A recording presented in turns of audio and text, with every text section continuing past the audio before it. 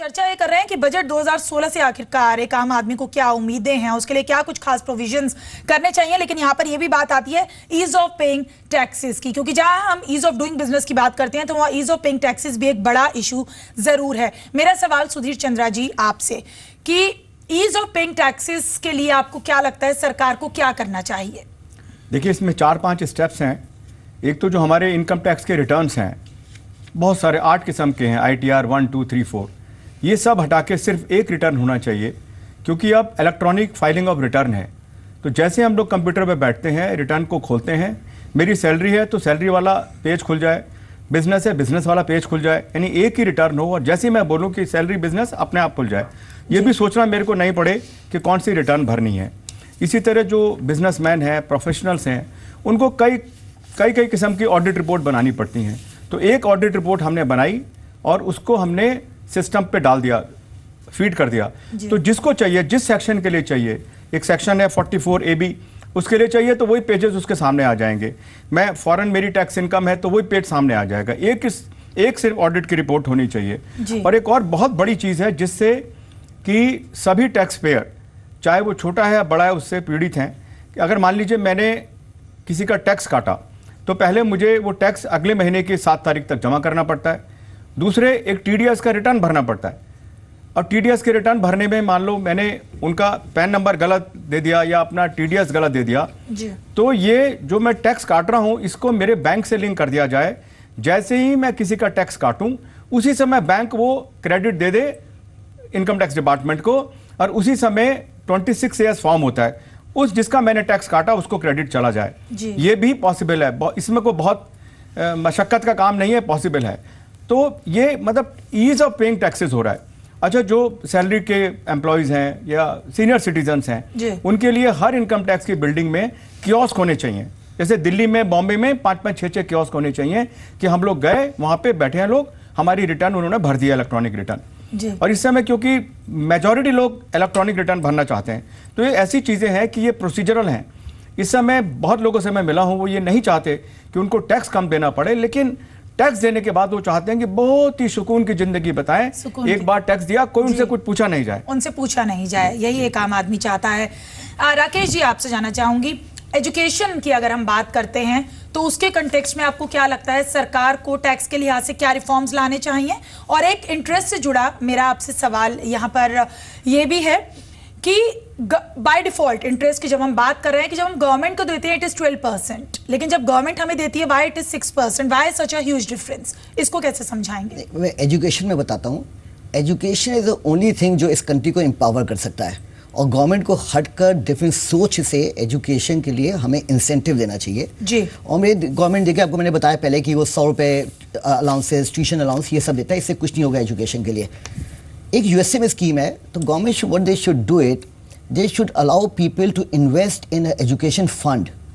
उस फंड्स में आप कंट्रीब्यूट करते रहिए, आपको उस पर इनकम टैक्स की डिडक्शन, आपको इनकम टैक्स की एग्जेम्पशन मिले, और when you and then at the right time अब उस पैसे को आगे हायर एजुकेशन, मैं हायर एजुकेशन की बात कर रहा हूँ, जबकि पैसा ज़्यादा चाहिए होता है, उसमें लोगों के पास पैसा कम होता है, एजुकेशन लोन लेते हैं, then use that money for the purpose of paying tuition fee to different universities and something. So there should be education fund.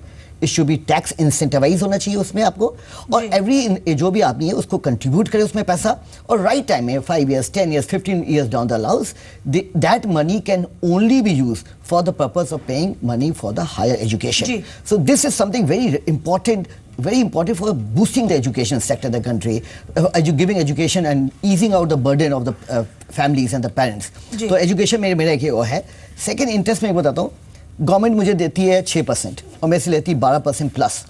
मेरा ये कहना है, जिस दिन गवर्नमेंट को why there should be this disparity, why not, government जितना मेरे से इंटरेस्ट लेती है, मेरा राइट है कि मुझे भी उतना पैसा मिलना चाहिए। और जिस दिन गवर्नमेंट को ये पेन चालू हो जाएगी कि उन्होंने ये देना है, तो आप देखेंगे ये रिफंड का जो प्रोसेस है डिले होने का, वो मेरा पैसा जो रिटर्न रहता है, गवर्नमेंट रियलाइज करेगी कि ये दिस पैसे should come back to me. So this disparity पहले नहीं थी, ये 5-7 साल पहले नहीं थी, तो अब इसमें जरूर कुछ ना कुछ आना चाहिए, because why should I get 6%? जी, आप बने रहिए हमारे साथ, और सीमन शुक्ला भी हमारे साथ लगातार बने हो। सीमन जी, बहुत ब्रीफ में आपसे जानना चाहूंगी, क्या आपको लगता है कुछ इक्विटी फ्रेंडली स्कीम्स भी इंट्रोड्यूस करनी चाहिए, उसकी जरूरत है? मेरे ख्याल से नई स्कीम की जगह पुरानी स्कीमों को अगर बेनिफिट दिया जाए, जैसे कि ELSS को अगर जिस हिसाब से NPS को सेपरेट 50,000 दिया गया है, आज देश में कुछ 40,000 करोड़ का ELSS का मार्केट है, जो कि काफ़ी हद तक बढ़ सकता है क्योंकि ये प्राइमरली रिटेल प्रोडक्ट है।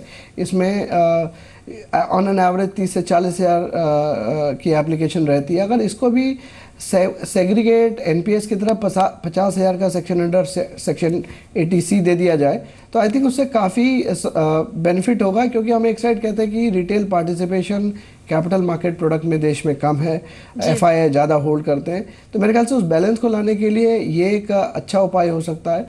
दूसरा मुझे लगता है डेट फंड में जो टैक्सेशन का चेंज किया है, रिटेल अप टू 2 लाख रुपये में भी डिविडेंड ऑन डेट प्रोडक्ट भी टैक्स फ्री किया जा सकता है, क्योंकि म्यूचुअल फंड में आने के लिए या कैपिटल मार्केट प्रोडक्ट में यूजुअली लोग FD के बाद या नॉर्मल सेविंग प्रोडक्ट के बाद डेट फंड का और फर्स्ट स्टेप लेते हैं, उसके बाद वो हाइब्रिड प्रोडक्ट या इक्विटी में जाते हैं। तो मुझे लगता है ये 2-3 चीज़ें की जा सकती हैं जो कि बहुत ज़्यादा नहीं है। और एक्सचेकर को, क्योंकि रिटेल पार्टिसिपेशन अभी बहुत कम है, तो ऐसा एक्सचेकर को बहुत बड़ा कोई मेरे ख्याल से उसका वो नहीं होना चाहिए, लेकिन इससे काफ़ी पार्टिसिपेशन बढ़ जाएगा रिटेल साइड का। और जैसा मैंने STT के बारे में बोला कि इक्विटी म्यूचुअल फंड पे 2 बार लगता है जी।